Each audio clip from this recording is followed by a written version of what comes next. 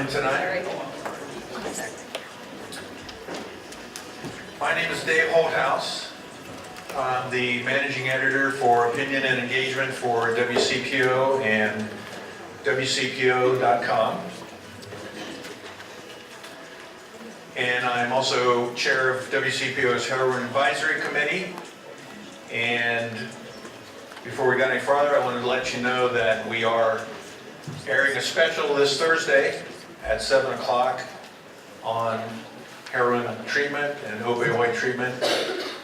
We also have a TV program airing, or TV news story airing each night this week, and a series online at WCPO.com.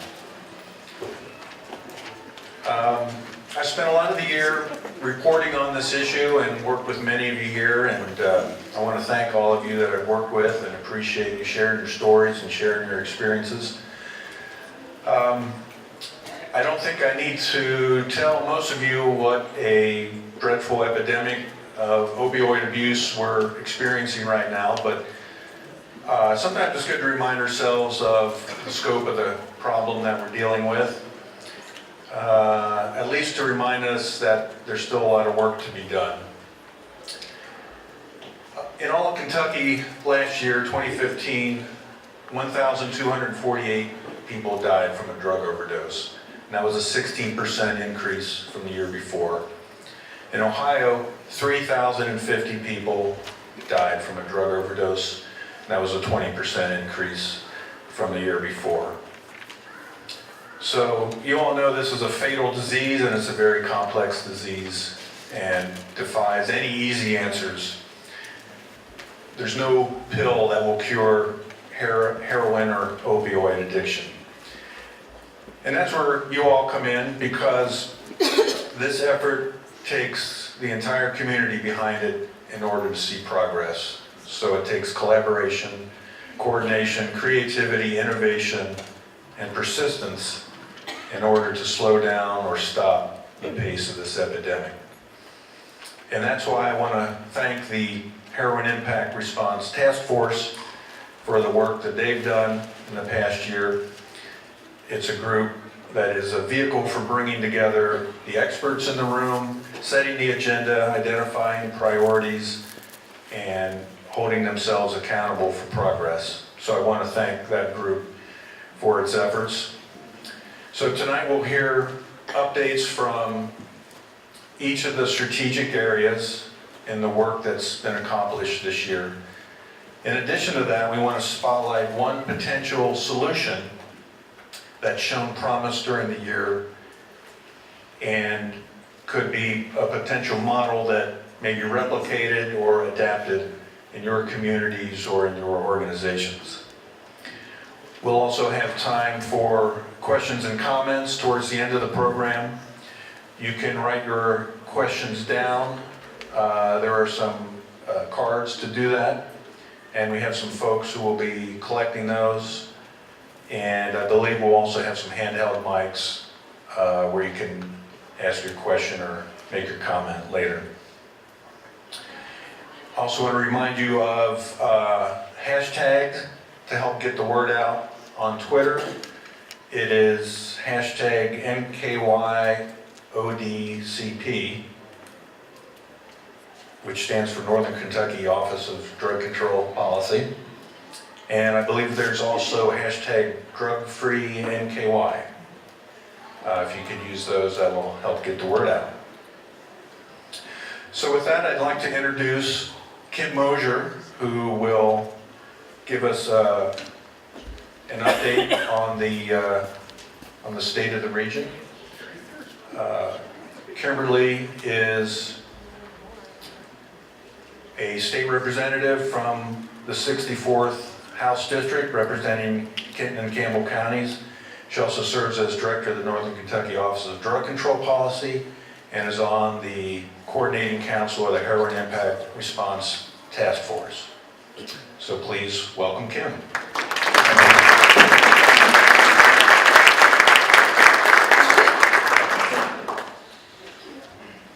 Well, thank you. It's a pleasure to be here with you. Wow, I just did it too. Sorry. Is that important? Oh, it is. All right. Well, so Dave did such a great job of welcoming everyone. I really don't need to do that, but I am glad to see everyone here, and I really do appreciate that you all took the time to come out tonight and to learn more about what's going on in our community. We are here to talk about some of the accomplishments from the past year, and to talk about some of the successes that we've had. You're going to hear from a variety of community partners tonight on the impact of heroin and some of the solutions that have been initiated. You'll have an opportunity to ask your questions at the end of the program, like David said, with some of the cards that are on the table, and also live tweeting using the hashtags that he indicated. So the national news this past week was about heroin and the fact that heroin deaths have now exceeded deaths due to shootings this week in the U.S. So we continue to hear negative impacts of the heroin issue, of course, and we continue to see our friends and family die from this epidemic. We see 78 people die a day, each day in our nation due to the heroin epidemic. According to the CDC, there were 10,574 heroin-related deaths in 2014. In 2015, that number jumped to 12,990. And now this is just for heroin. A lot of times you'll see numbers for polysubstance or many drugs. Opioids and heroin are normally lumped together, and so those numbers are upwards of 30,000 per year. In Kentucky, there were 1,071 deaths due to drug overdose in 2014. That number rose to 1,248 in 2015. 28% of those were directly attributed to heroin. The largest age group, this might surprise you, of overdose deaths was actually 45 to 54. Overdose deaths containing fentanyl, either combined with heroin or alone, occurred in 420 cases, and so that's 34% of the deaths in Kentucky. Deaths in Kenton County increased by 41 in 2014, from 71 to 112 in 2015. So you get the trend. I mean, we are, continuing to see a huge rate of overdoses. In northern Kentucky overall, we've seen the overdose rates go from 745 in 2014 to 1,168 in 2015, and to date through October, we are already at 1,386. Sadly, Boone, Kenton, and Campbell counties were 3 of the 5 highest counties in the state for heroin deaths. There is a little glimmer of good news. The good news is that Narcan is being utilized and is saving lives. On another positive note, and this is really what I want to talk about, is the collaboration among community partners in northern Kentucky is at an all-time high. We have seen unlikely partners come together to solve this problem, which affects all of us in many, many ways. We're seeing collaboration at every level. Judges and court systems are working with jail treatment programs to ensure that inmates are able to participate in treatment and are often making this a condition of their sentence. Jail substance abuse program directors are also working with physicians to provide medically assisted treatment, specifically Vivitrol in jail and treatment programs, and are then working with the treatment providers to streamline the care and get folks into the much needed treatment from jail. Treatment providers are also working with to ensure that folks who are receiving medically assisted treatment are also getting the behavioral health and ongoing counseling needed to fully recover. So this is happening in small pockets, and of course not nearly enough. Our fiscal courts are working to improve and increase available treatment options through the funding of community-wide helplines, such as the one that started here in July, and collaborating on educational campaigns. Some have approved syringe access programs, which will decrease the spread of hepatitis C, HIV, and are a touch point for treatment.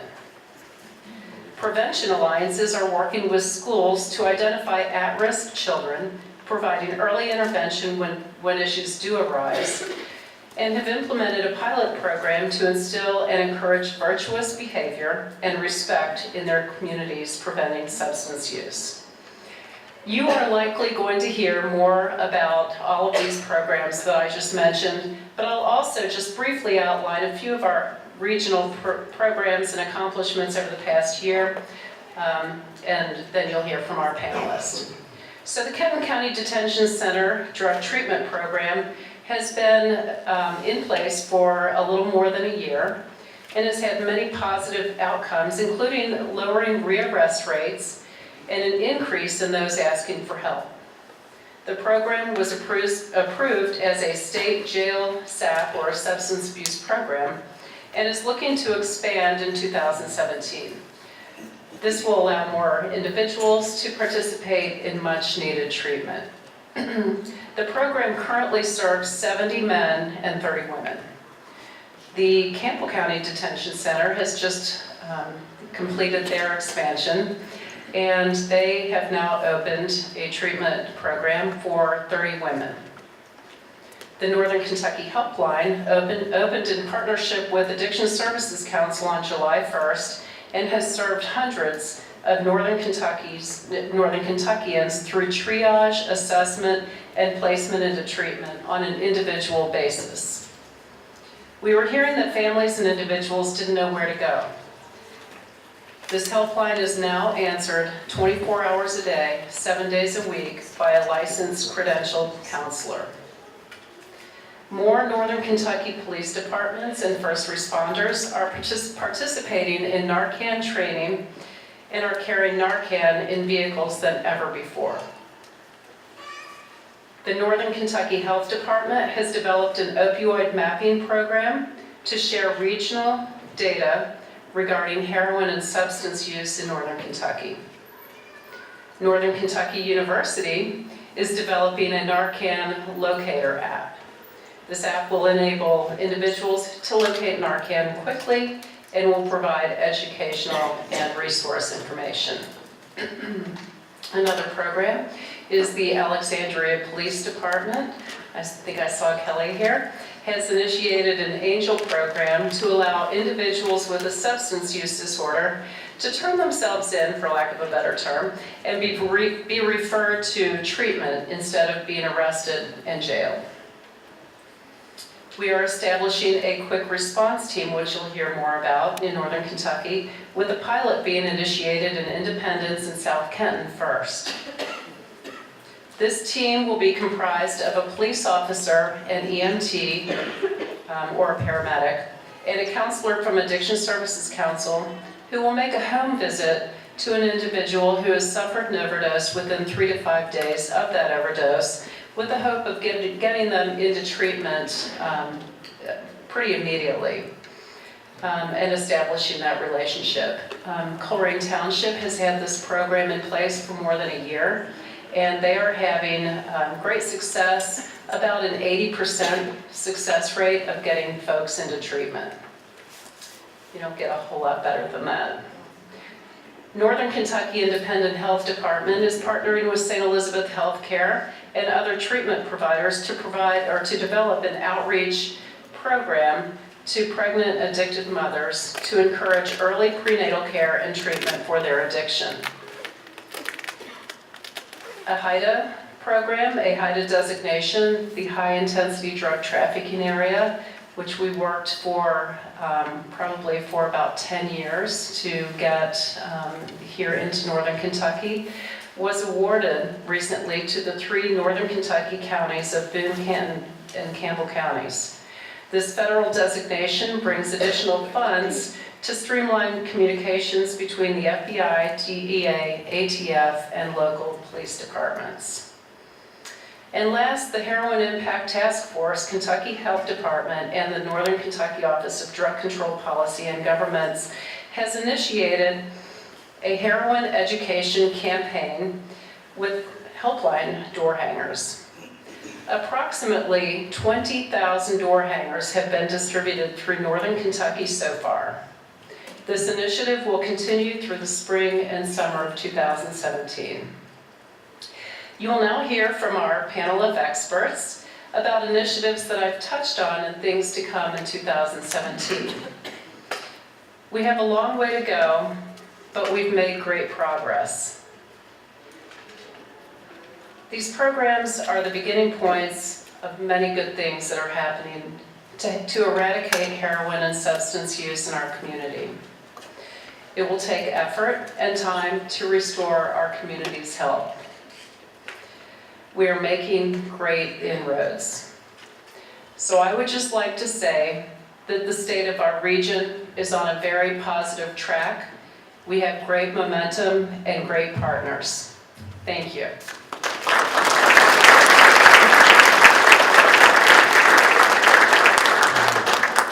Thank you, Kim. I'd like to introduce our panel. Each one of those folks will have 3 or 4 minutes to give us an update on their topic area, and then we will have some questions and comments. In the prevention area, we have Steve Durkee. Steve is with the Children's Home of Northern Kentucky, Clinical Director of Substance Use Disorder Services. We have Kathy Rootman, who is Executive Director of Student and Community Services in the Boone County School District and Chair of Hope for Boone County. She's also on the HIRT Coordinating Council. In the public health area, we have Dr. Lynn Sadler. She is the Director of the Northern Kentucky Independent District Health Department. In the area of law enforcement, we have Spike Jones, who is Chief of the Kenton County Police Department, and Chris Connors, who is Director of the Northern Kentucky Drug Strike Force and a member of the HIRT Coordinating Council. In the treatment area, we have Dr. Sean Ryan, who is President and Chief Medical Officer of Brightview and an officer with the American Society of Addiction Medicine. We also have Dr. Teresa Keller of St. Elizabeth Healthcare. In the area of advocacy and recovery, we have Christy Blanchett of Northern Kentucky People Advocating for Recovery and Director of the Women's Treatment Center in Campbell County, and also Noel Stegner of NKY Hates Heroin. In the business area, we have Jamie Johnson, who is Plant Manager at Dorman Products in Gallatin County. So we'll start with Steve. And I'm going to give you this clicker so you may have your slide. So thank you. In terms of prevention, when we think about prevention, think about something that we all start with here in the treatment area. The reality is that people use drugs because they work for a minute. And they have some immediate consequences, intermediate and long term. But the reality is, if we don't get to the underlying issues about why people start, we're never really going to eradicate the issue. And so what we find is adverse childhood experiences. So we talk about trauma, and trauma-informed care in my world of treatment is kind of the word we say all the time. The trauma occurs when both internal and external resources are inadequate to cope. And so we talk about that, and I know in our treatment facility, we do adverse childhood experience inquiries with each of our admissions to kind of figure out what kinds of adverse effects these kids have had. When we're done, we find out that adverse childhood experience affects 3 different groups initially, in terms of abuse, both physical and emotional and sexual, and neglect in terms of the physical neglect, emotional neglect, and then we get into household dysfunction. And so we ask each of those clients as they come in, as does most of us in the field, to give us some reflection of what that looks like. What we find is that if you have a score of 4 or more, right, you're 4 more times likely to become an alcoholic, 4 times more likely to develop sexually transmitted diseases, 4 times more likely to inject drugs, 3 times more likely to use antidepressants, 3 times more likely to be absent from work, 3 times more likely to experience depression, 3 times more likely to experience job problems, 2.5 times problems with smoking tobacco, 15 times more likely to commit suicide, and that's with 4 or more. Now, if you have 7 or more, the percentages go up.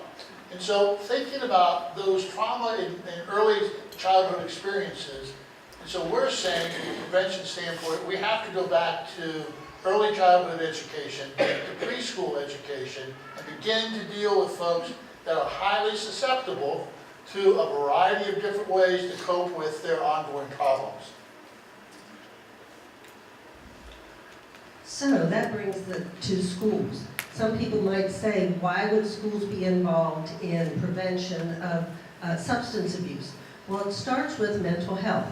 We know that there's evidence that children experiencing trauma are not only not meeting academic standards, but they're having social challenges in school. We also know that it's health challenges in school.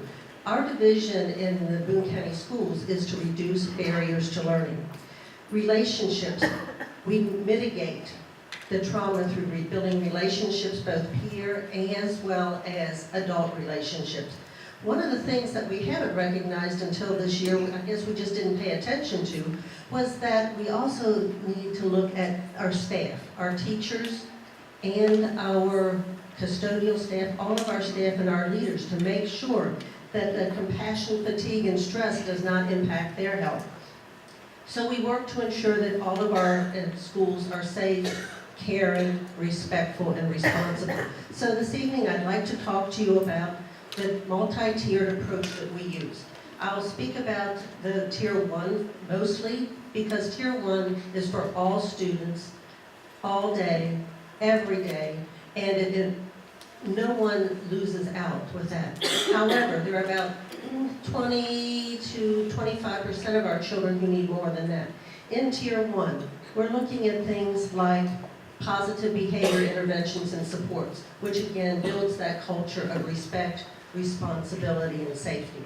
We're looking at having guidance counselors in our schools and school psychologists, but we're also looking to implement core life curriculum, which we're piloting last year and this year. We have life skills, which helps teach our students healthy choices. One of the most interesting things that we're doing right now is our high school students are going into our 4th grades to talk about healthy choices. They've made a video, and they're going in and being very open with our students in 4th grade. We have written a grant through the National Behavior Institute, and we implemented youth mental health first aid training across the community last year.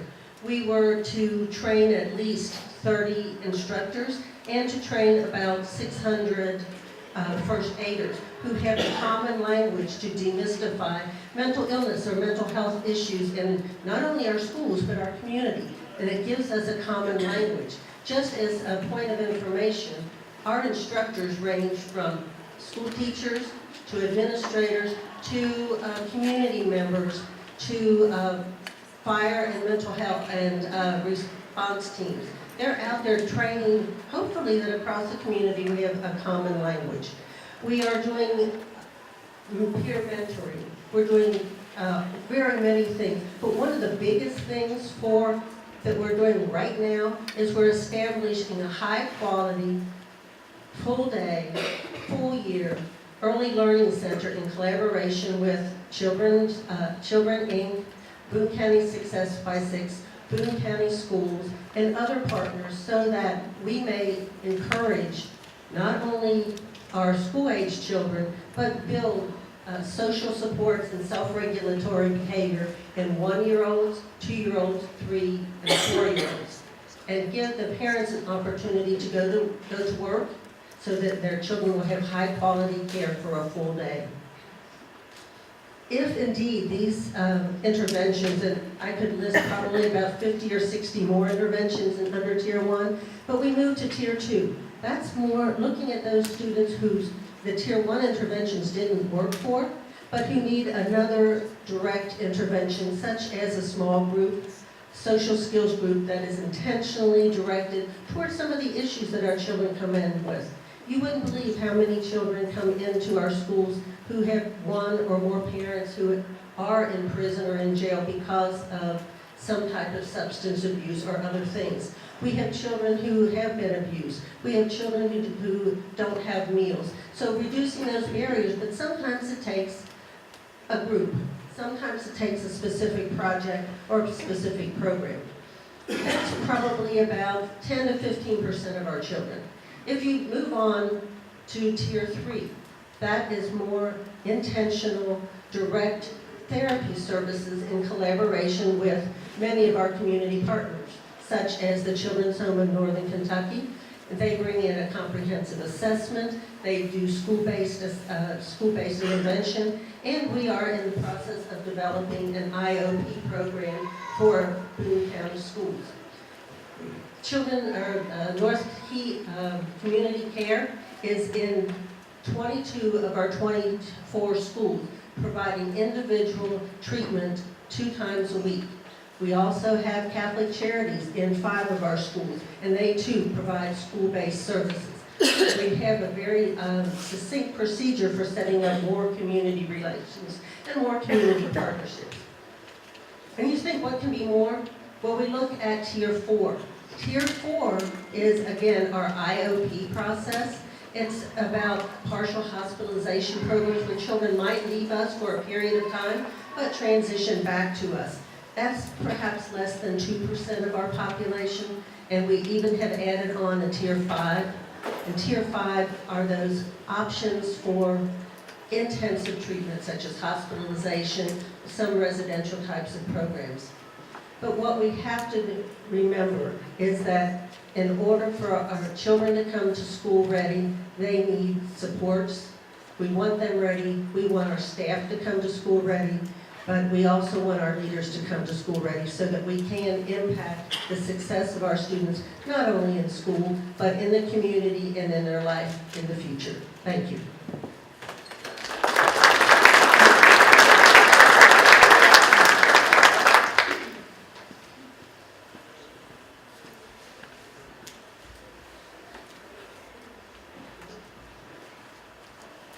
Okay, I'm Dr. Lynn Sadler, the District Director of Health for the Northern Kentucky Health Department.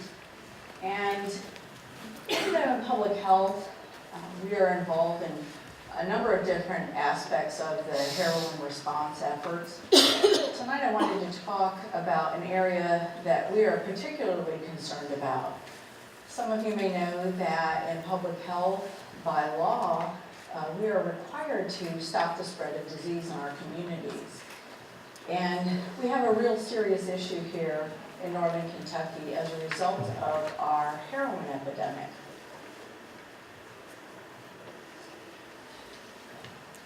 We're very concerned about the sharing of needles and syringes because when people who are injecting drugs share their equipment, they're also sharing blood-borne diseases such as hepatitis C, HIV, hepatitis B. In addition to that, they're discarding used needles and syringes into public places that puts all of us at risk. When you look at this data in Northern Kentucky and you look at the geographic distribution of hepatitis C rates in our district, you can see that our hepatitis C rates have been increasing, and they're very high. In 2015, we had 1,100 cases of hepatitis C diagnosed. What makes it even more alarming in northern Kentucky, not only do we know by our hepatitis C rates and looking at people's risk factors that we're seeing a transmission that's occurring amongst the IV drug using population, we also know that we are at risk for an HIV outbreak similar to what happened in Scott County, Indiana. Only in our communities, it will be much larger because we have more people. This particular map that you see here comes from the Centers for Disease Control, who in April did an analysis of data across the country and identified 220 counties in the United States who they say are vulnerable for an HIV outbreak because of IV drug use. And if you look here in Kentucky, particularly in northern Kentucky, you see out of the 8-county region that make up the HIRT region, 4 counties have been designated by the Centers for Disease Control as being vulnerable, highly vulnerable counties for an HIV outbreak. We are in an opportunity to be able to prevent an HIV outbreak here. And it is imperative that we do so. I can't say urgently enough how much we need to be able to use the public health tool that was passed last year in the General Assembly session. And that tool is Syringe Access Exchange Program. In a Syringe Access Exchange Program, not only does the health department exchange sterile needles and syringes for used or contaminated, we also properly dispose of those and get them out of public spaces. I'm going to turn this over now to Jennifer Hunter, our Director of Clinical Services, who's going to talk to you not only about our successful program in Grant County, but talk about what a Syringe Access Exchange Program is, and also how far have we gotten throughout our 8 counties in the HIRT region.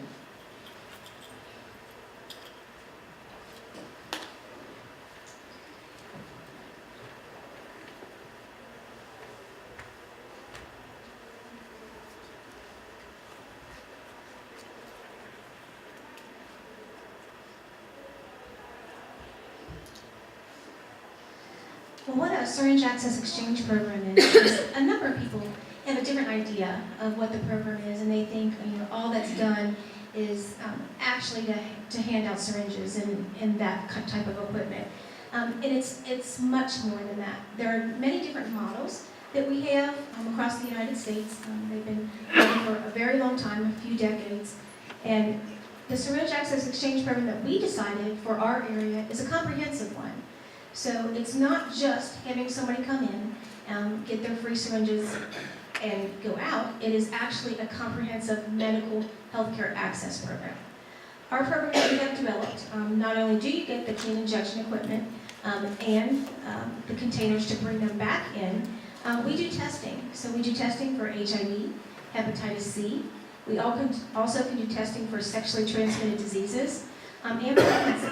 Because if a woman is an active user and is pregnant, they need to get into treatment right away. So we can provide that testing at our program. We also received a grant for vaccination. Unfortunately, hepatitis C does not have a vaccine yet.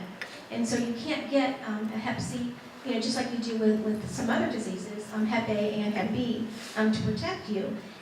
But we would like you to be protected against those two viruses, A and B. Until they can get, obviously, a vaccine for C. So that is a series of vaccinations, so we offer that through our program also. Along with hepatitis A and B, we can protect you against pertussis. Northern Kentucky is still in a pertussis outbreak. So even though pertussis really doesn't have anything to do, with those that are injecting, we look at the whole person. We don't just look at the actual part of that has to do with injecting. Naloxone is part of Narcan, is part of our program. We provide the actual education and the kits to not only the people who are coming into the program, but actually those family members, friends, loved ones, assistants, those things like that. We felt that involving naloxone in the whole family atmosphere would be good for that individual. A main component that we find that has been very successful is we have collaborated with Transitions, and when we actually have the program running, we have a substance abuse counselor on site with our nurses who are providing the service. So after the nurses are finished with what they have to do on the medical portion, then the substance abuse counselor talks to that person, to see, are you ready to live in a different life? Are you ready to get into treatment? What type of services would be best for you? So it's in conjunction, it's the medical and the counseling, it's together to create that. Any other service that the health department offers, those that come into our program, we see if they're eligible for that. There might be other medical programs for themselves or their children that they would like to receive, and we go ahead and get them into those programs too. Now, to treat hepatitis C or HIV is very expensive. For those that do not have healthcare insurance, we help them get onto healthcare.gov so that they can see if they're eligible and receive those approvals to help them once they do, if they get the diagnosis that they're positive for Hep C or HIV. Our actual program in Grant County, Pendleton County, they've started their program also, but my specific data is just going to be on the Grant County program. We started on March 16th of this year, so we've been up and running a little bit more in 6 months. There have been 81 clients who have come to our program, so that means 81 individuals have come, and obviously they've come multiple times, but for actually the people count, there's 81. 82% of that population are between the ages of 18 and 39. It's a very young population that's coming to us and seeking services. The majority of them work. The majority of them have a home or live in an apartment. They're not homeless. The majority of them work full-time, as a matter of fact, and they have families and spouses that are involved, hopefully, in their treatment. We've made 34 referrals to addictions treatment. So that's almost half of the people that we are seeing have said, yes, I'm ready. I'm ready to start a new life. I would like to seek some type of treatment. 10 people out of that 81 have gone through detox. And that is a very powerful statistic when you look at other syringe access exchange programs, because that's the end-all goal. You want them to get into treatment so they don't have to use the program.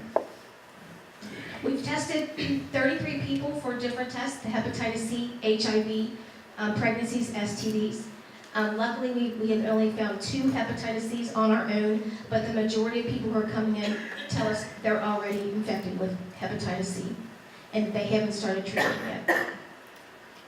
We provided 13 vaccinations, that's hepatitis A, hepatitis B, and tetanus and diphtheria. We've given out 74 naloxone kits, and we're proud to say that we've had 3 documented life saves from our program. And what that means is 3 people are alive today because of something we did out of our Grant County program. We've had 0, and let me say that again, 0. We've had no police runs, we've had no fire runs, we've had no EMS runs in Grant County related to our program.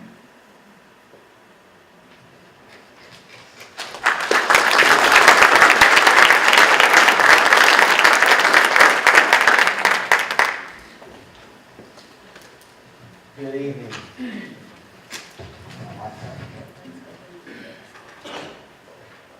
Here we go. I'm Spike Jones. I'm the Chief of Police for the Kenton County Police Department.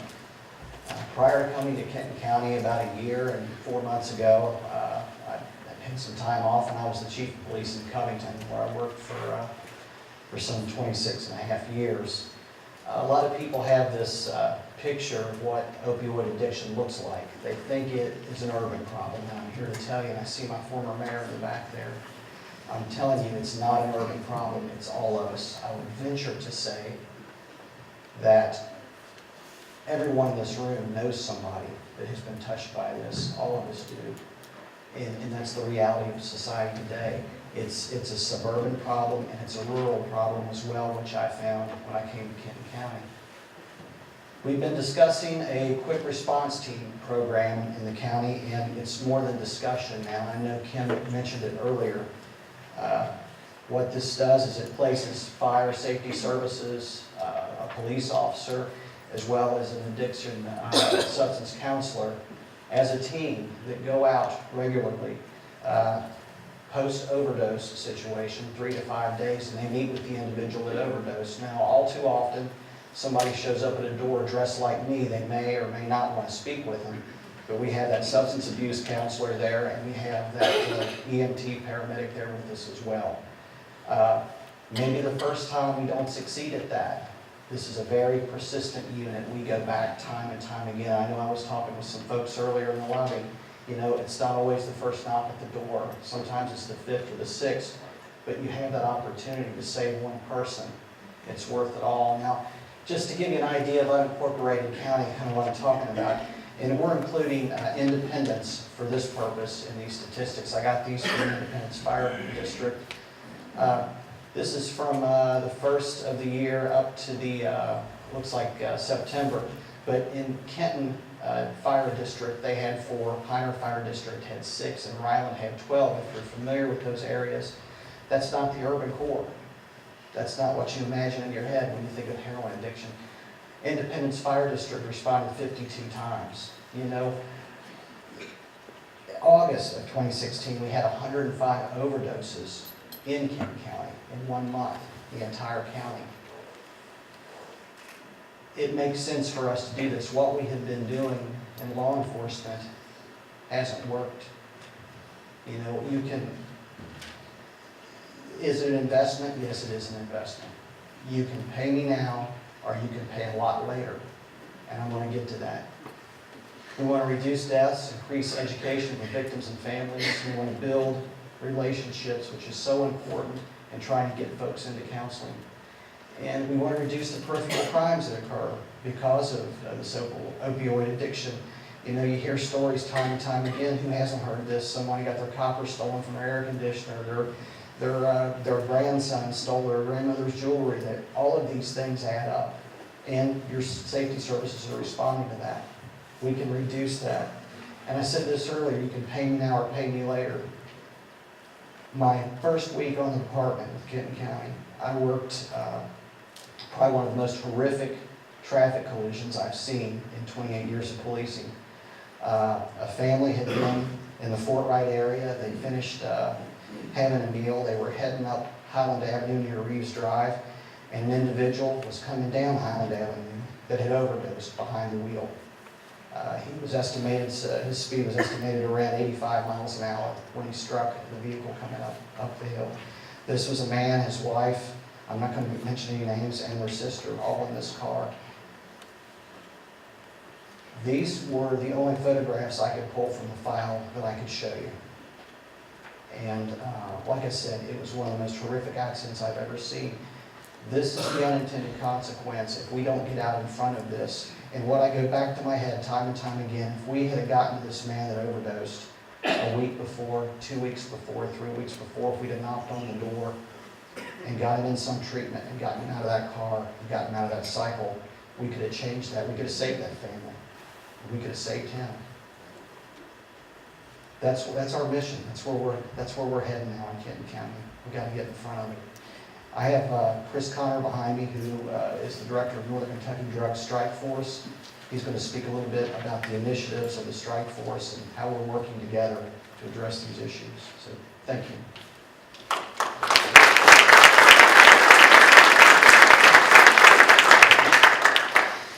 Good evening. So I think historically the response to drug epidemics have been pretty heavily relied upon the criminal justice system to respond to them. So lessons have been learned, I think, and it's nothing short of impressive to see all the people in this room, all the community groups, and that we're all pulling in the same direction. So for us, the role of the Northern Kentucky Drug Strike Force is an investigative entity for the law enforcement agencies throughout Northern Kentucky. And so what we try to do to impact the situation we find ourselves in is supply reduction. And in reducing the amount of drugs in the neighborhoods, we can also impact availability. And So how we go about that is to investigate distribution networks, drug trafficking organizations. And so far, I took over in May of 2015, so I started keeping some data since then. And since July of 2015, in 2015, we've disrupted 7 drug trafficking organizations and dismantled 5. In 2016, year to date, is 4 disrupted and 4 dismantled. And when we say disrupted, we're talking about the sometimes interstate and sometimes local organizations that are distributing these, and they're organized. And these investigations are not easy. So sometimes we identify maybe 10 members of this organization, but we don't arrest them all. We don't have the evidence to move forward with all for convictions. So we arrest several of them. We make significant seizures, and so that would be considered disrupted. Dismantling would be we cut off the supply line. We found a source, whether it be out of town in Chicago or Los Angeles or one of the source cities, and we work with these other agencies throughout the country, and if we can cut off the source of supply, that organization has been effectively dismantled. So that, just an explanation of that. So in reducing availability, supply reduction, the impact is that we increase the price. And in order to fight this epidemic, we have to stop the flow of new users. The treatment people and the outreach people, they can get to the current dependent people that are out there. But we have to stop the impact of new users, or stop the flow of new users. And that's how the population of dependent people shrinks. So that's where the law enforcement role is in this group. So it seems natural that we also assist with the prevention and awareness. The Drug Strike Force regularly goes out to community groups, schools, churches, government groups, and we do presentations. And we're not necessarily speaking to the demographic of dependent people. We don't, but it's teachers and churches and the people that are impacted by this epidemic, family members. So what does a drug look like? What else should you be looking for? So on and so forth. We've done 66 of these presentations since July 2015, and we have several more scheduled. And we enjoy getting out and speaking to everyone and meeting everyone, and it builds relationships, much like what HIRT is doing. So another way we kind of attack it is, it was about 2 years ago that all of northern Kentucky started getting these drug take-back boxes, because most of you know, it doesn't always, and rarely starts with a needle. People don't just say, hey, let me try this and inject themselves. It starts with other types of substance abuse, and I can tell you that one of the main abuses is prescription abuse. So I did a little research in this because I used to teach at the University of Cincinnati, and I used a textbook to do this. And in 2003, the textbook that I used, it said that there were 1.6 billion prescriptions written in this country every year. So then when the next edition came out, and I had to redo my presentation to the class, it was 3.5. We're a pill nation, and I think people are working on that throughout the country. So unused, unwanted prescriptions. Every one of the, well, not everyone, but the majority of the police departments in northern Kentucky have those drug take-back boxes. And not to mention, we piggyback with the Drug Enforcement Administration. Every fall and every spring, they do a drug take-back campaign. And all 3 counties that I work for, Boone, Kent, and Campbell, have piggybacked on that and done a little bit of a blitzkrieg to try and push it. And we've seen a lot of great results from that. So since July of 2015, when I started keeping these numbers, we've confiscated and destroyed almost a ton of unwanted pills. 1,928 pounds. So people are doing what they're supposed to be doing with these. And these would end up in the hands of those that would abuse them, or in the hands of children or into our watershed, right? So these are the list of drop boxes. You can go to the Kenton County government website and they've displayed this, but check with your local police department. There's 16 of them. So the last thing, and Tim Mosher talked about it earlier, is, and there's a lot of people in this room that have been working hard on this, and I started the day I started this job was to try to get Northern Kentucky, Boone, Kent, and Campbell County into a high-intensity drug trafficking area and have us designated as such. And we've more than met qualifications that other areas that are currently part of HIDA. And there were Senator McConnell and Senator Rand, well, all those, several people were champions of this cause, and I'm happy to announce that in September that designation was reached, and it does incredible things for the Northern Kentucky Drug Strike Force. It's investigative and analytical support. It has intelligence products, deconfliction. I won't go into what that is. It means all these agencies talk to one another. So we're all not repeating the work, no redundancy. We're all pulling in the same direction and sharing information. And then, of course, there's funding to maybe add investigators and broaden our scope in our investigations. So we now are part of HIDA, and we are a HIDA initiative. It's a strike force teamed with the FBI in Covington, Kentucky, and I look forward to what's in the future for that. Thank you very much.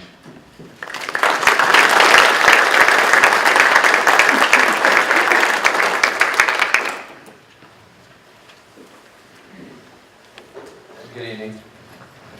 I'm Dr. Sean Ryan, and I wanted to first thank the law enforcement officials. I've been working with them for a while on this issue across the entire region, and I must say that for them to put the efforts forth for the QRT and to kind of lean into the world of treatment and realize that we got to work together is amazing and important. The topic I was asked to cover is impact.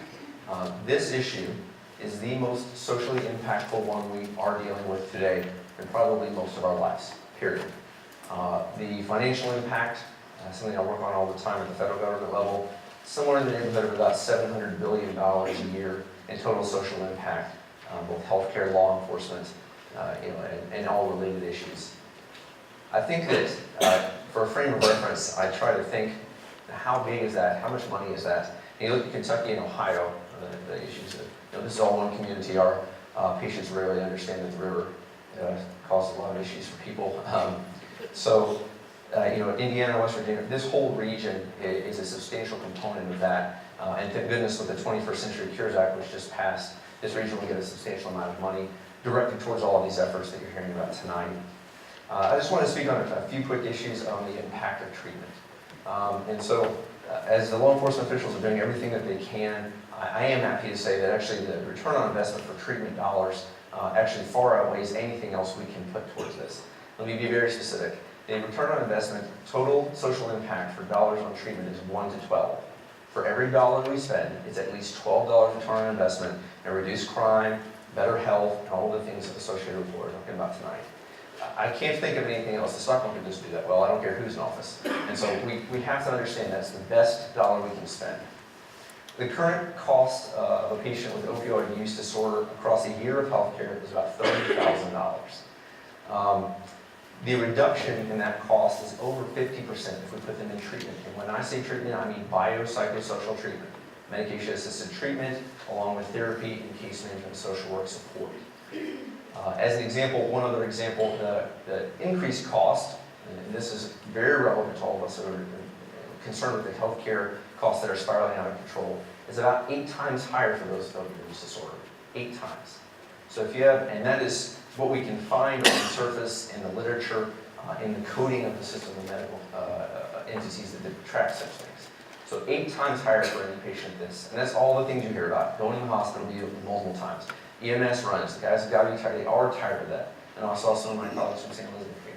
So 8 times higher cost. And if we will put some dollars into treatment, and I think we already are, but we have a long way to go, we can reduce that cost by half. I'm born and raised in Lexington, Kentucky. I'm still a Kentuckian.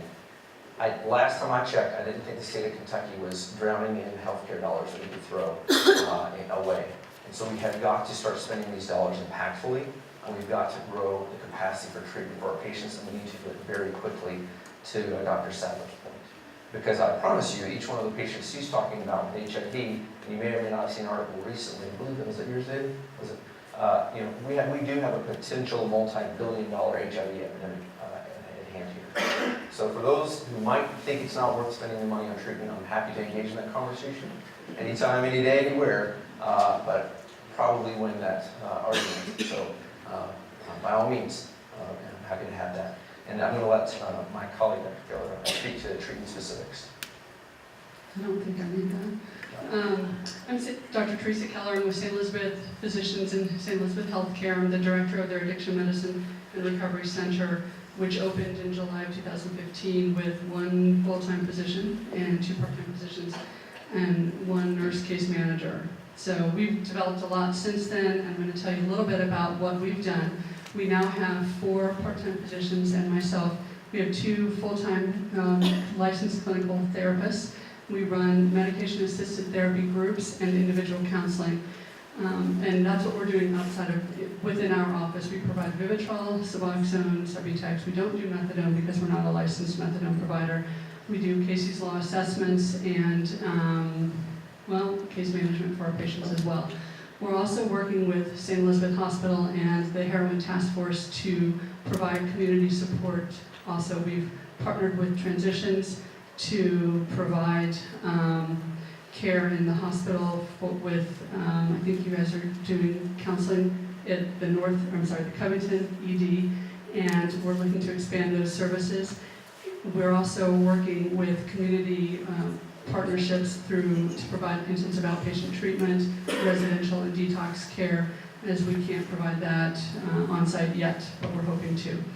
From an inpatient perspective, we're working to develop a rounding addiction medicine program to take care of inpatients, also to develop an emergency department protocol where we can get patients started in treatment when they come in after an overdose.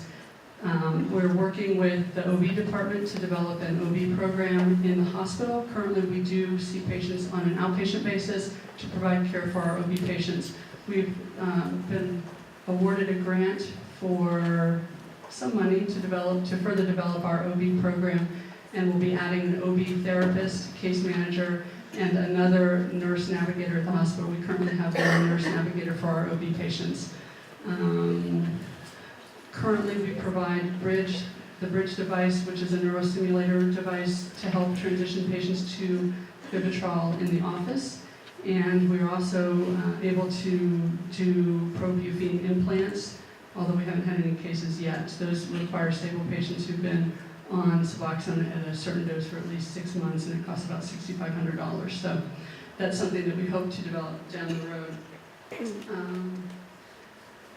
With regard to physician education, we are working with the KMA to put forth educational training for physicians for appropriate prescribing and also for appropriate prescribing in the ED. Regarding public education, we are also doing talks. We've presented a national webinar. We're working with MGMA and AGMA to provide training, and we're also training physicians in our office. We have residents that come through and train with us, so we're trying to develop the future physicians for tomorrow. Another area of great interest to us is housing for our patients, particularly our OB patients, and we're working with the BOA to provide housing for pregnant patients in the future. And then also working with Transitions and other providers in the area to provide detox services and medical services for patients that are in the recovery programs in the area. We are also providing Vivitrol for drug court, and we're looking to expand those services to the residential treatment programs. I think that's about it. I'm pretty busy.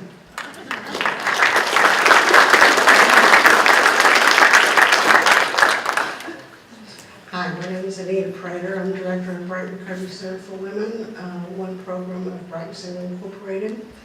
And as Dr. Ryan was mentioning, treatment dollars are very hard to come by. It's interesting how people talk about, well, if I could just get them into treatment, if I could just get them into treatment, well, it's hard to get them into treatment without the funds.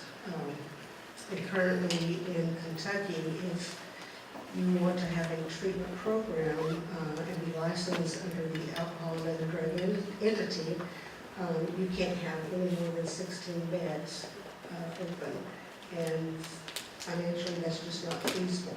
So Recovery Kentucky was able to come up with a care-driven model very similar to the social recovery model in Wilbur and Lexington, run by the Healing Place and the Hope Center. And so Transitions has Grateful Life here in Kentucky for men, and Brighton Center has Recovery Center for women. And so how we got around the AODE was to develop a recovery model, which allows us to offer 100 beds for men and women at each of our programs. So one of the things that I looked at recently was, without those financial dollars, how do you expand services? So I was able to figure out that I was able to add 8 beds, so I now have a 108-bed program. And then we have recently added being allowed to give all of the women information on medical assisted treatment, and for anyone who chooses to stay in the program, they can also be on Vivitrol. If they choose other types of medical assisted treatment, then we work with other community partners in Northern Kentucky. We're opening a sober living program, which is allowing us to work with 5 of the women, not only from Northern Kentucky, but if other recovery programs have women that move to Northern Kentucky and do not have a safe place to live, we can provide intensive case management, not just a bed in a sober living house, but intensive case management where we meet with them and talk with them at least twice a week or daily if necessary. We have recently been awarded a few dollars to allow us to work with about 20 women, because again, people say, if I could just get them into treatment, if I could just get them into treatment. Well, getting them into a program is really just the beginning. And working with Partner of Kentucky, we were able to do some research and find out what are the top 10 barriers to recovery for people coming out of the program. And so we're trying to focus on, those stressors, getting a job when you've got a felony on your record, transportation when you haven't had a job for however long, child care, finances. And so this recent grant is allowing us to not only get people in the program and get them ready to leave the program, but in that transition aftercare program, we can provide more intensive case management for up to 20 women.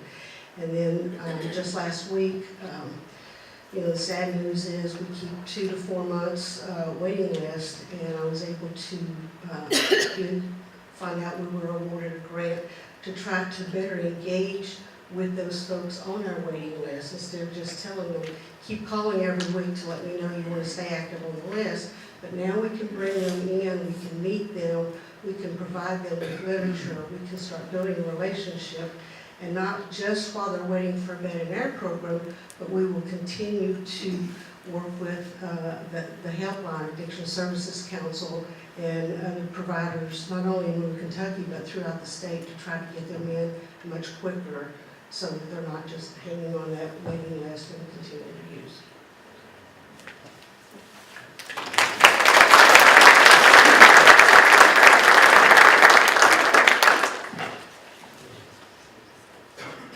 Hi, so I'm Christy Blanche, and I'm with Northern Kentucky People Advocating Recovery.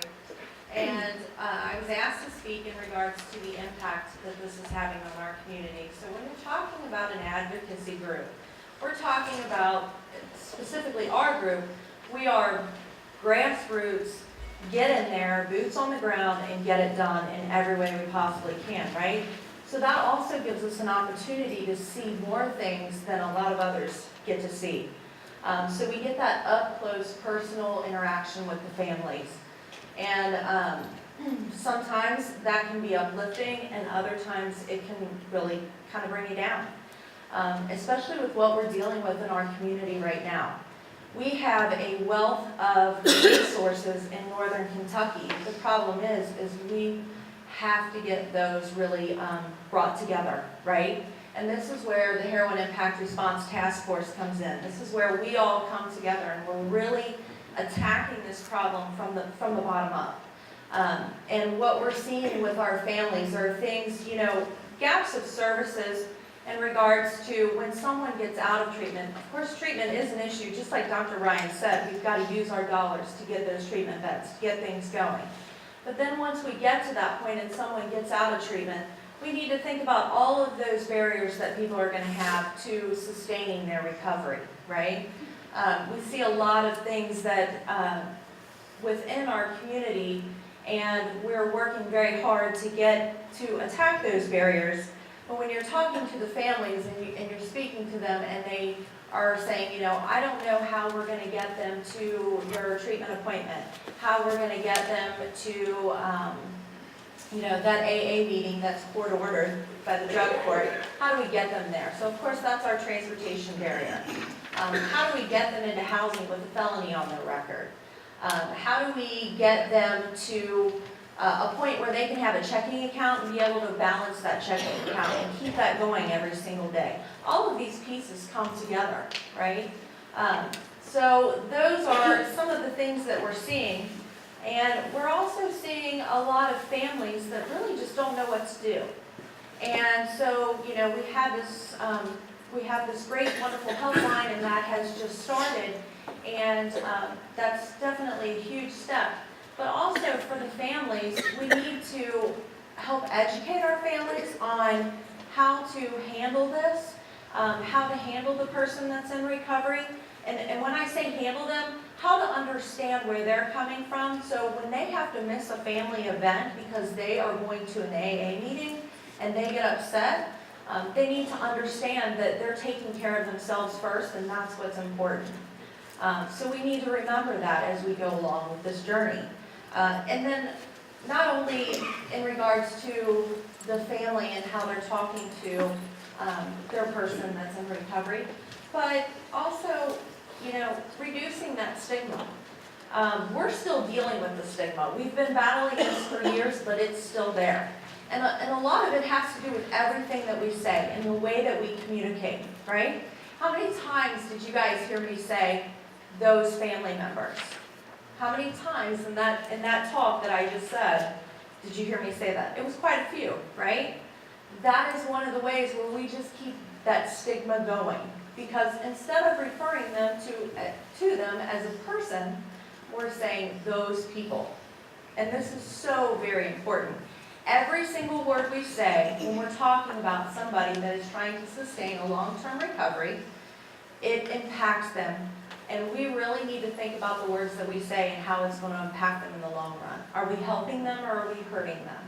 And so this is so very important in our community right now, because even though we think that we're making strides with stigma, we still have some issues out there. And this messaging and the way that we talk about our family members and the way that our family members talk about themselves is so very important.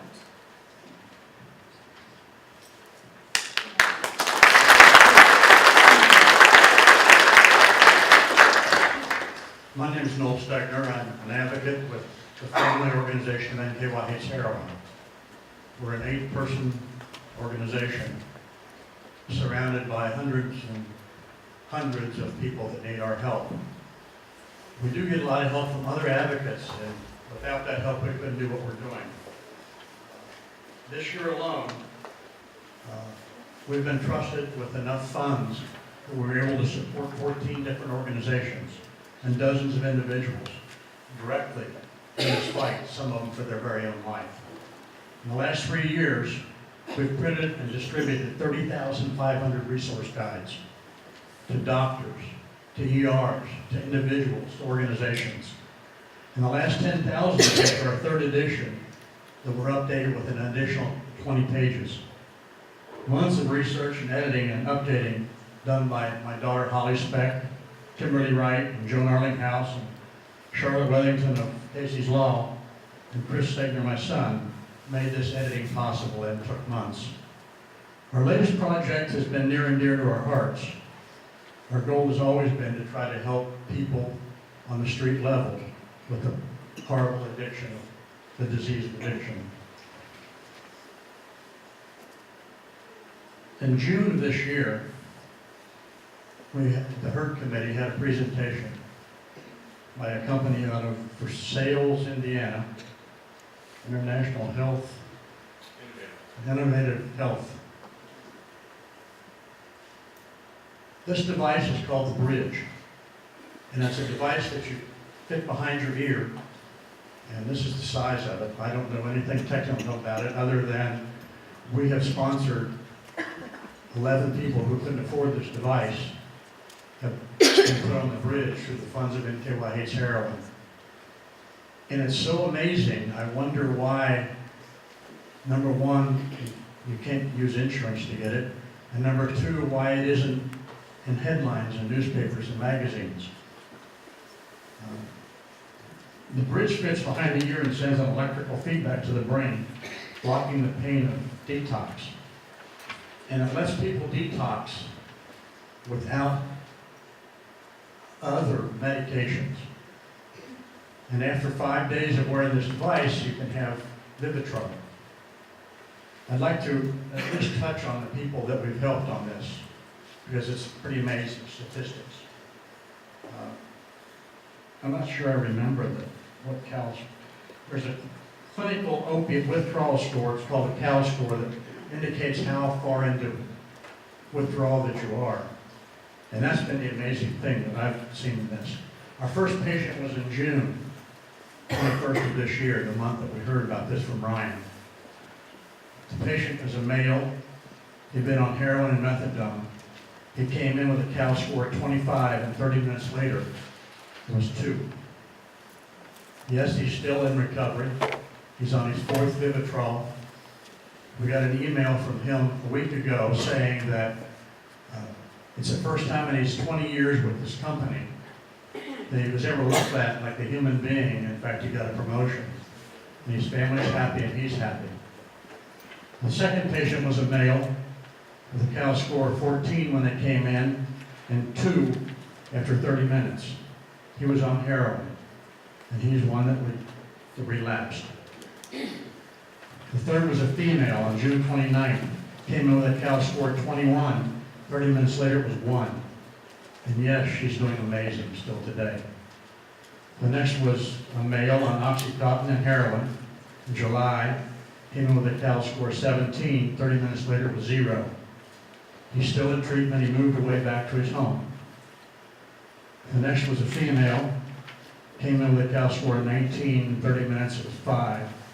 And yes, she's still in recovery.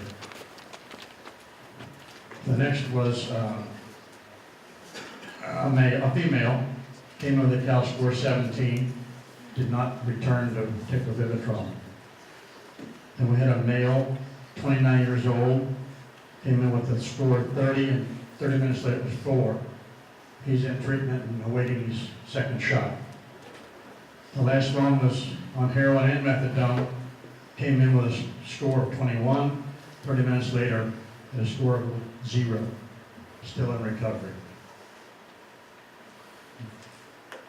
11 patients, 7 still in recovery. It's an amazing program, and I just hope that we can get more people in it.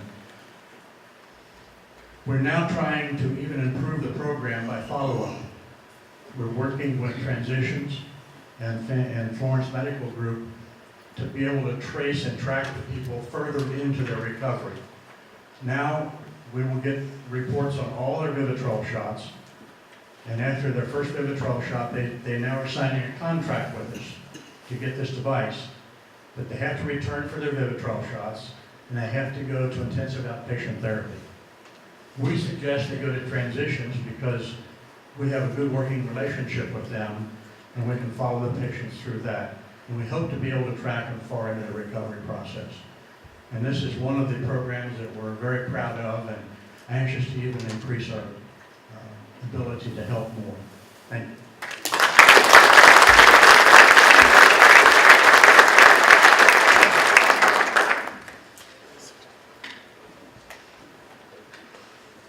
My name's Jamie Johnson.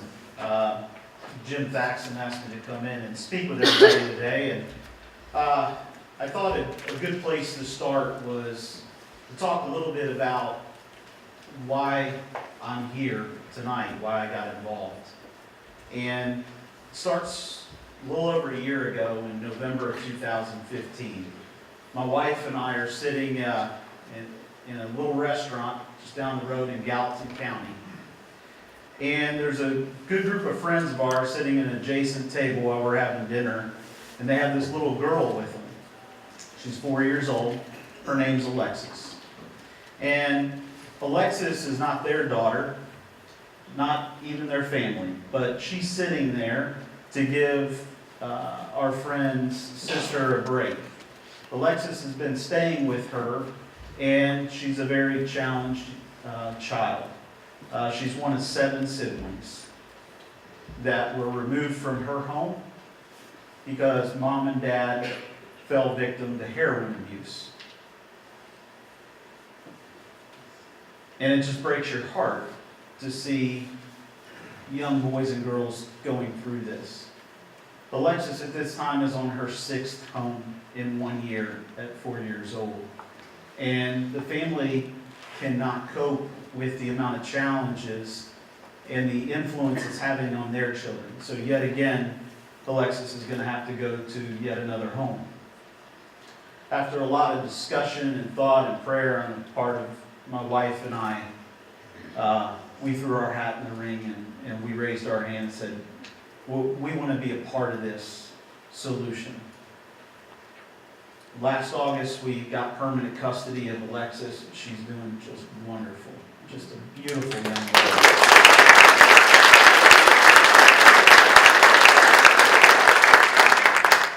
As my wife and I are helping this little one untangle her feelings and everything she had been through,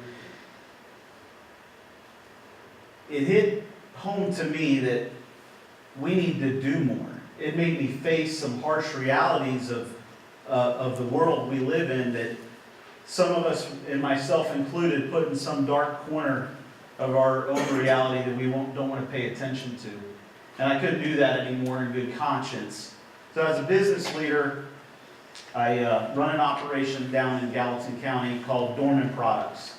We're an aftermarket automotive supplier, about 600 employees.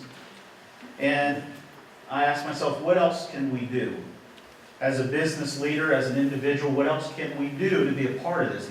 A lot of wonderful people doing amazing things out here.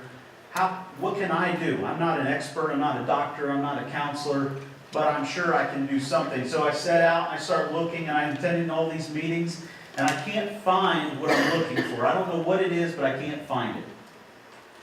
And similar to some of the stories that I heard, I had to do more. I had to make sure I was making an impact. So I went back to my business. I talked to the people about it. What can we do as an organization? We're 600 strong. What can we do? So we came up with an idea that's worked real well for us. We're a group that we call Stand With Us. And this group started off as just about 20 or 30 of us. And it now is bigger than just our employer. We've branched out. We're now officially a nonprofit organization. We have officers, the whole 9 yards.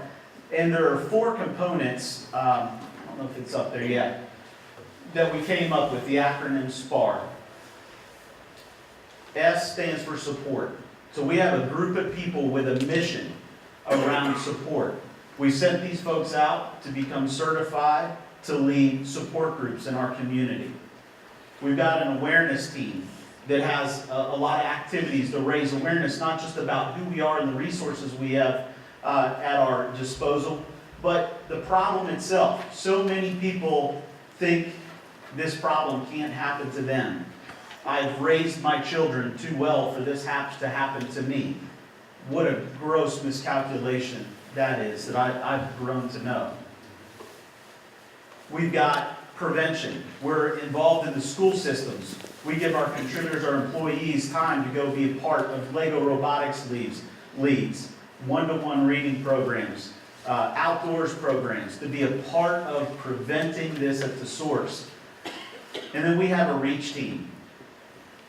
Their mission is to reach those people, and sometimes that only glimpse of a second that they're open to recovery. I've learned that you have to be ready for it. And it's so important that the right person is at the right place at the right time. So we're doing our piece to make a difference in that. Together, I guess what I'm saying is we're the egg and the meatloaf. We're trying to pull all these things together, all these great programs and resources, and make them available to people. And we started within our four walls, but now we're out into the community of Gallatin County. We're doing everything we can to make a difference. We've helped 31 people find recovery, find employment, most of the time right here at Dorman.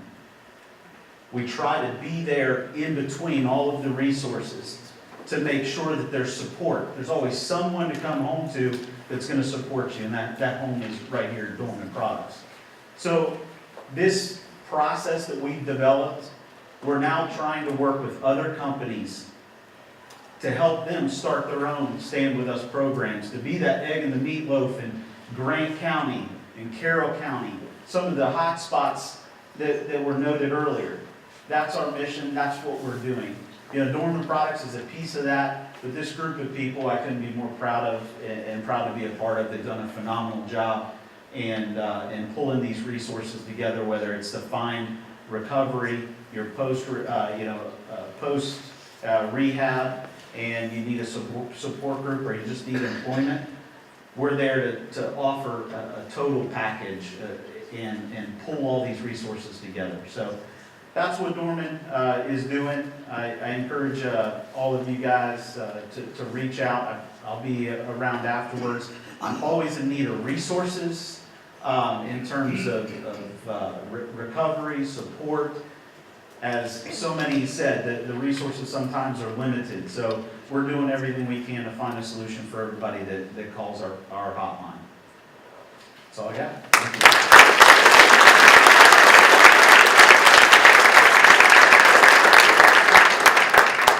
All right, thank you, Jamie, for what you're doing in your workplace and in your community. Appreciate that, and thanks to all the panelists for sharing your information and all the work you've done throughout the year.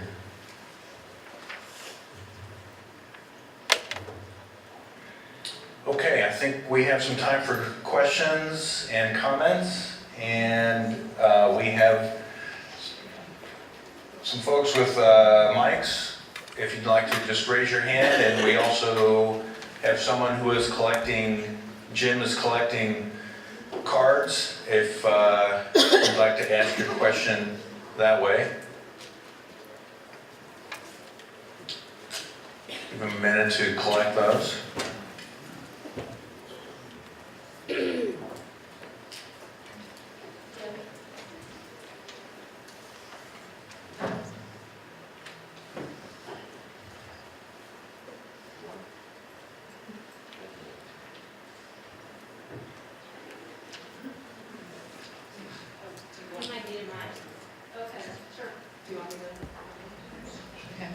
All right, the first question we have is, how many detox beds do we have in each county?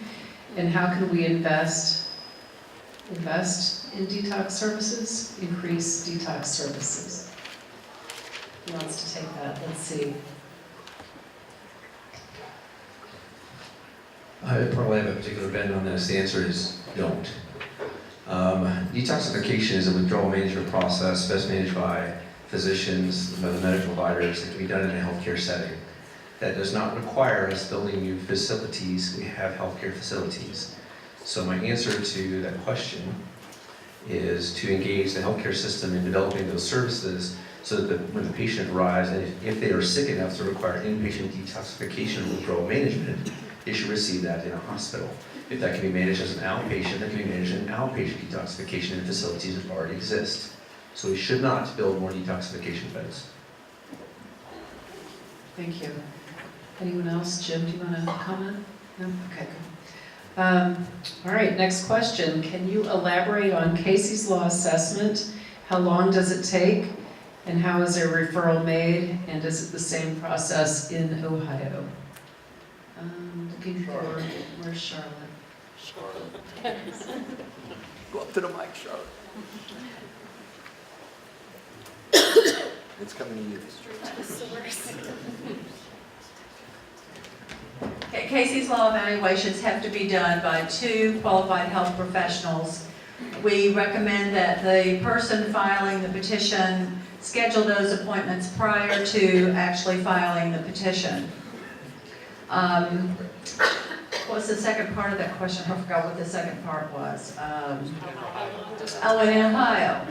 Unfortunately, no, it does not work the same in Ohio, and I have spoken with Carol Baden in Attorney General Mike DeWine's office and some other folks in Ohio that hopefully we can sit down and help to streamline that process, a process that works really well here in northern Kentucky with the cooperation of St. Elizabeth and some of the other, and the doctors and folks that we have working together in collaboration. It works well here.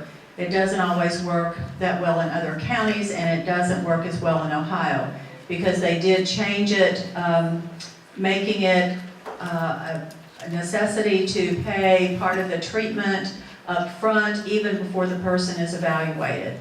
So there's some work to be done in Ohio. It's there, but it does not work as well there as it does here in Kentucky.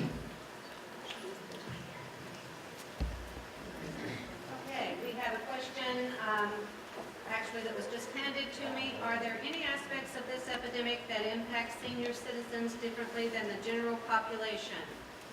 Anyone care to respond?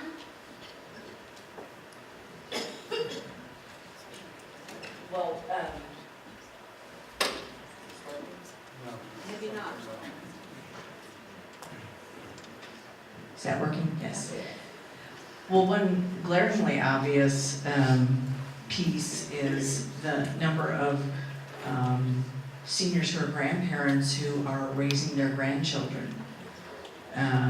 We see that in our health centers, in our WIC program. More and more of the people coming in are grandparents with their infant grandchildren or young grandchildren.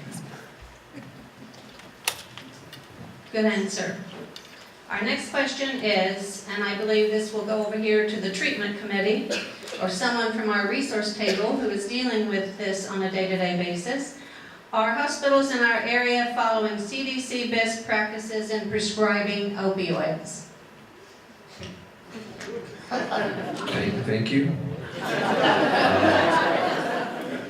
So the CDC guidelines and there's also state level prescribing guidelines are actually quite complicated. And so we're working hard to educate the physicians on what those things mean, but some of them are challenging.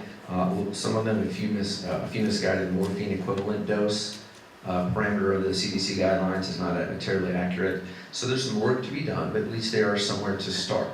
So each state has some prescribing guidelines surrounding opioids for both acute and chronic pain, and the physicians in each state should know those things and should follow them to the best of their abilities.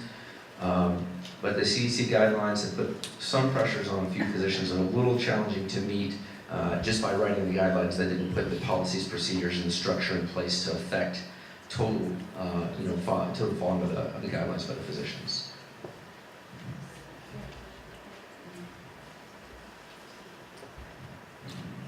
The next question is, what can citizens do to get the needle exchange implemented?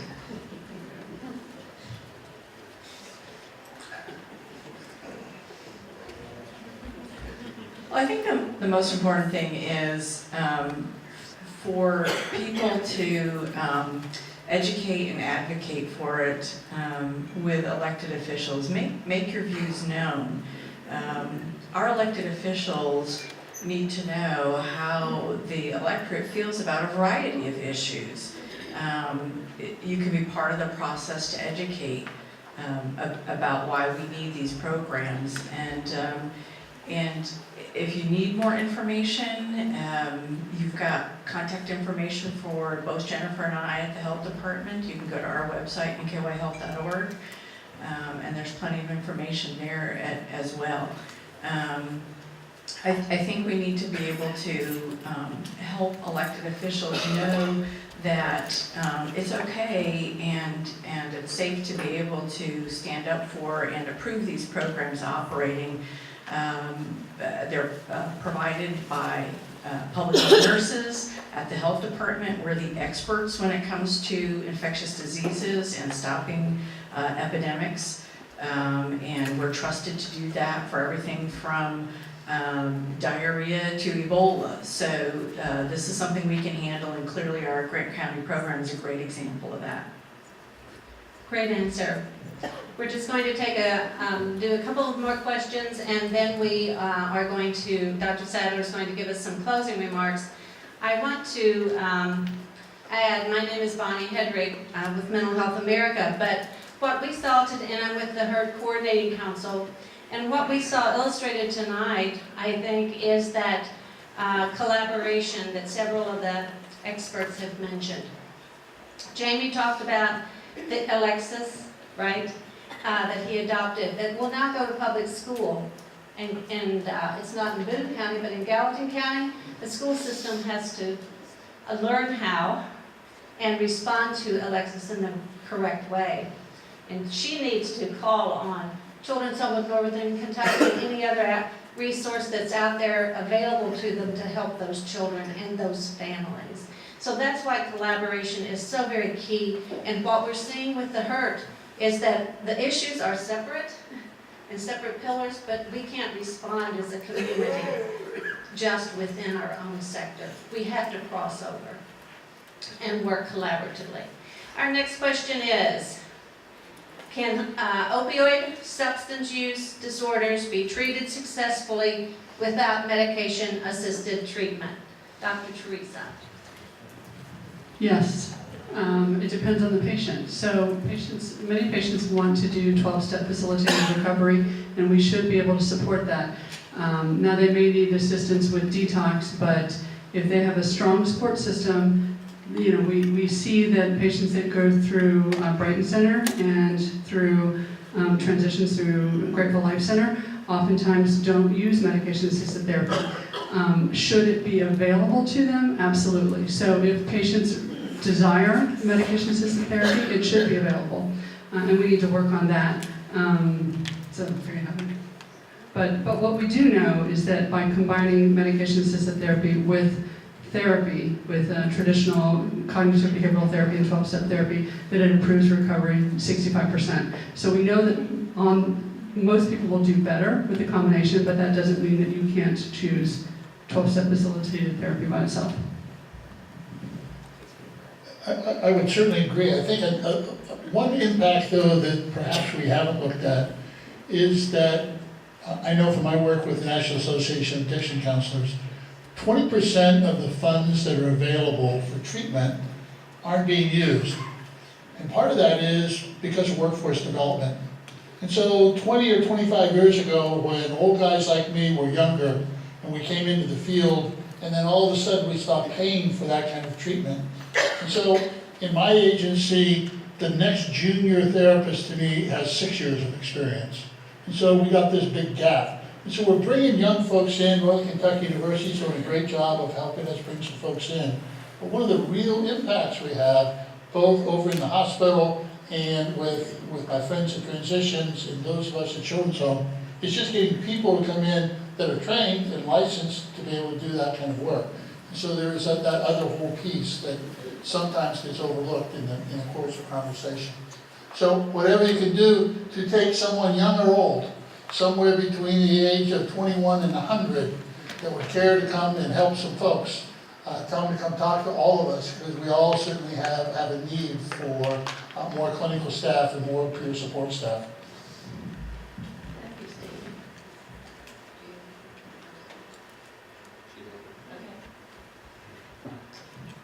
you have a question? A statement and a question. Okay.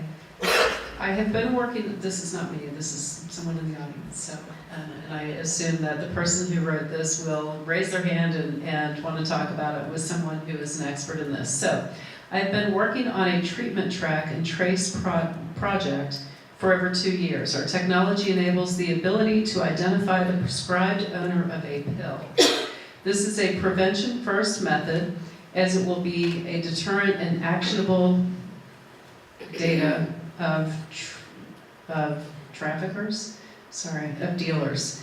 A long-term and short-term solution which may help reduce the market.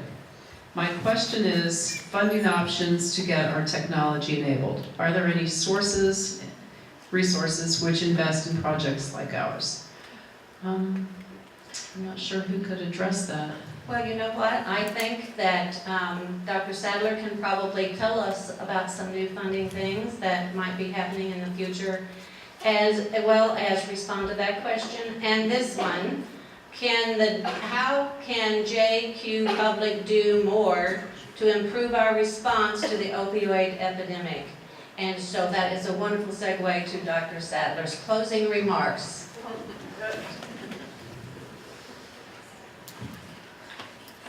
So bear with me, I know it's very warm in here. As we close out the evening tonight, and I want to thank you for being here. If you had questions that you either didn't get answered or didn't write down or didn't ask when you leave here, on the back of the agenda, you've got everybody's email address who was up here tonight, and you can feel free to email. And if you've talked to people and networked this evening, I'm sure you've collected some cards and some other contact information for other people. As you've heard tonight, 2016 was a busy year. You have a booklet that talks about some of the highlights, and those are really only the tip of the iceberg in what we have accomplished in carrying out efforts to address the opioid epidemic in Northern Kentucky. And we have made some forward progress on our goal, but clearly we have much more to do in Northern Kentucky. And in 2017, we are turning a page and starting a new chapter in our efforts here. And before I talk real briefly about those, I do want to have Jim Thaxton come up to the stage for a moment, because he's part of us turning a new chapter. As he comes up here, let me tell you, Jim is retiring at the end of December. Jim has been our coordinator for the Northern Kentucky Heroin Impact Response Task Force. And I can assure you, and he probably can too, that has been a challenge.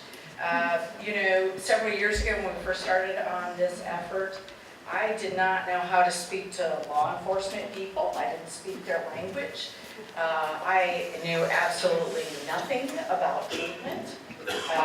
Here we are a few years down the road, and we're collaborating, and we're working together, and we call on each other for help, and we talk to each other, and we strategize how do we work together better. And a lot of that has to do with Jim. Jim has been to more meetings than he can probably count, and has put more miles on his vehicle than he cares to think about. He has been working throughout the 8-county region, making sure all of us know what's going on, who needs to work with whom, and just keeps us moving forward and implementing the strategies in our response plan. And so now you're leaving us, you're retiring, and it really is my honor on behalf of HIRT, or the Heroin Impact Response Task Force, to present you with a few tokens of our appreciation and gratitude. So,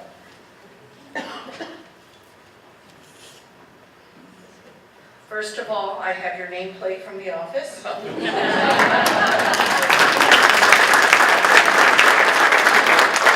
I also have I guess you wouldn't really call it a plaque, it's a glass thing that's engraved that you put on your bookshelf, which we'll talk about in a second. And it's from the Northern Kentucky Heroin Impact Response Task Force, presented to you in recognition and appreciation for coordinating heroin response efforts throughout Northern Kentucky, from from 2014 to 2016. So thank you very much.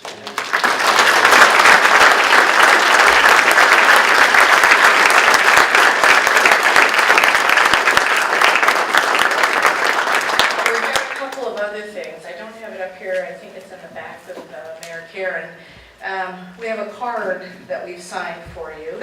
And inside that card is an Amazon gift card. Jim is a voracious reader. He probably has recommended, I don't know how many books to all of us on heroin so that we could better understand this epidemic we're dealing with and what forward-thinking people, forward-thinking people are saying needs to be done about this. And he mentioned at one point in time that his wife was cutting him off. He had gone over his budget at Amazon in book buying. So we thought it might be nice to expand your budget a little bit and give you something to do in retirement for the next few months at any rate. So we hope you enjoy buying some books and reading. And then lastly, I wanted to let you know that HIRT members have also made donations in support of your favorite charity, Kentucky Thoroughbreds.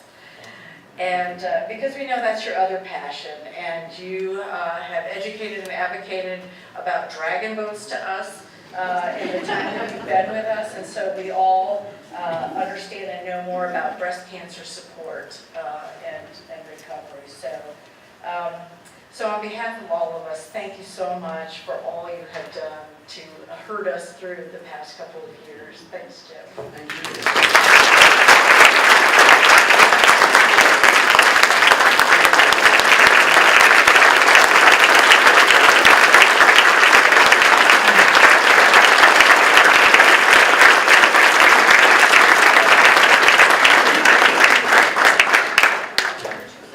One or two sentences. I could be like Jamie and go on and on. I was so delighted to hear him speak towards the end because I think that's what we're all about.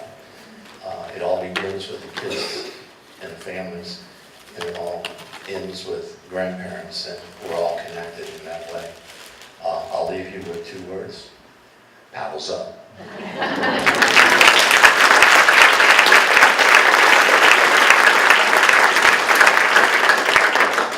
And so, as I said, we are turning a page with the Heroin Impact Response Task Force and starting the next chapter in our responses.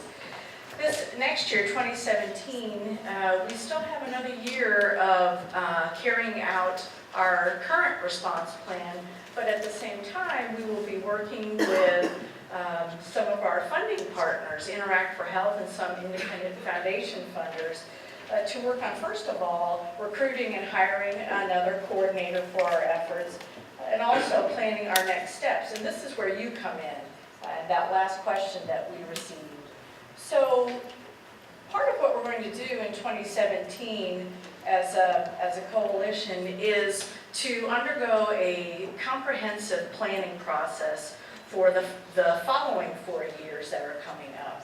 And we're going to also look at how we can best organize ourselves to implement those strategies that we are going to develop, and how we can be not only effective at accomplishing that, but how can we move further, faster in Northern Kentucky in addressing this. So if you are not already engaged and involved in this issue and in this topic, I encourage you to stay informed so you know, just like with dormant products, where can you plug yourself in and be part of the response efforts.